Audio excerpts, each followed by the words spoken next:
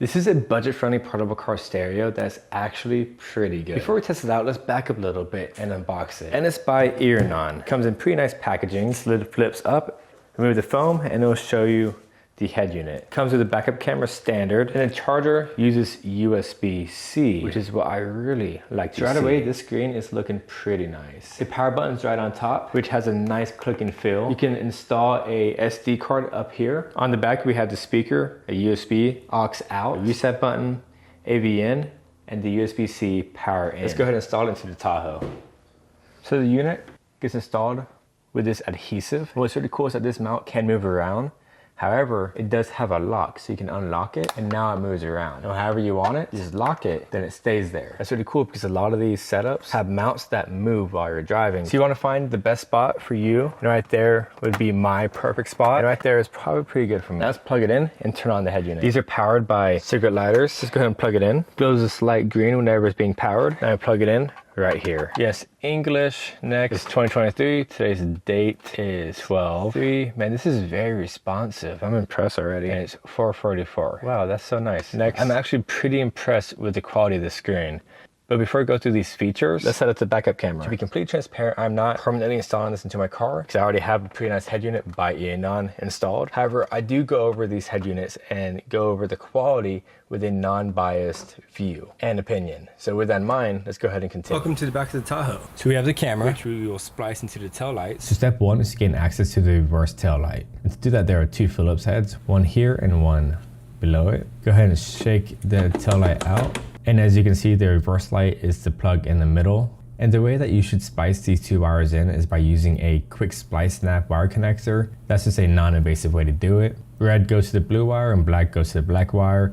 I did not have the correct size splice connector, so this is the way I did it. I definitely recommend using the splice connector. Now I'll be running the wire up behind this panel, so go ahead and remove the Phillips head on the bottom right and the top right. Now you will have enough access to slide that wire up behind that panel. So you want to run the wire from the outside of the car to the inside of the car, and to do that, you want to go ahead and detach this trim panel, which is pretty easy. You just pull it on it, and then you're gonna wanna stick the wire through that hole right there and run it through that trim panel and all the way through front to where the head unit is. Go ahead and pull that wire through that hole. So I'm resorting to install this reverse camera on the roof spoiler. So there are two mounting points where the hinges are for the tailgate. Then there are three T25s.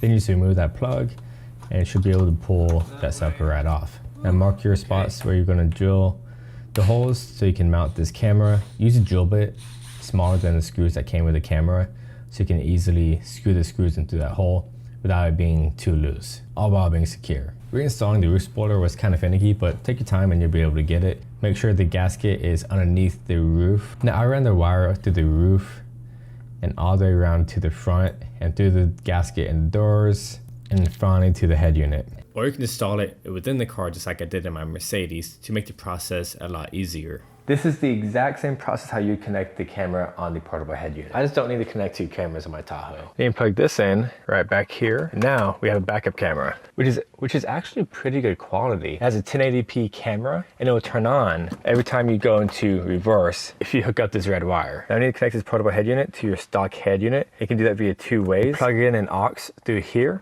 and plug it into your stereo if you have an aux input, or FM transmission, which we'll be doing FM transmission for this test today. So to do that, we need to go to our stock head unit and go to FM radio. Go to sleep tonight. Go to a station, 105.7 has static. As you can hear, let's go to 105.6. There you go. Static went away as soon as we went to it. And by the way, that is so smooth. My goodness, very smooth. Now we go home. Device name is Eonon P3 409B. I'm gonna click iPhone here. We're now connecting. Let's go ahead and pair, allow, and now we're connected. And then it automatically opens up Apple CarPlay. But before we go through this, you can go home by pressing home right here. Before we go through Apple CarPlay, let's go ahead and go through more of these settings here. And of course you can play music through Bluetooth as well if you wanted to. We have Apple CarPlay, Android Auto, Apple AirPlay, which we will test in a second, Miracast, video, music, and that's from the SD card that you install. And FM and Bluetooth. We go to settings, we have different languages, Wi-Fi. We can connect to Wi-Fi if we really wanted to. Bluetooth, in-car Bluetooth. This is where we can connect this Bluetooth to our stock head unit. We can... Take your time. Hey, dude, you got a few minutes? As you can see, it does video call just perfectly.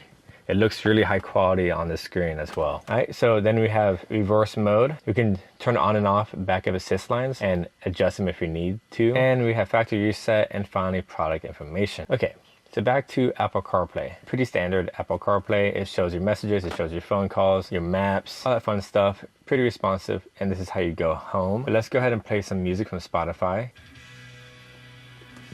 Now I'm gonna play some non-copyright music so I don't get banned. It turns the volume right here.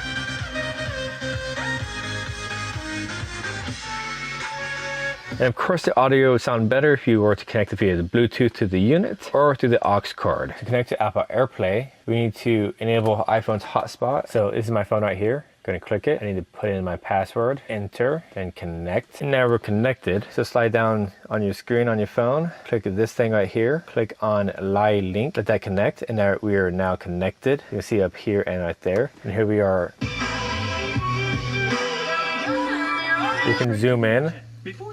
Now zoom into the video as well. The picture quality on there is actually pretty impressive, and so is the response rate. It's actually better than majority of the other portable head units I've tested previously. And for around $100, that's really good. If you want to check out this head unit, I'll have it linked down below for your convenience.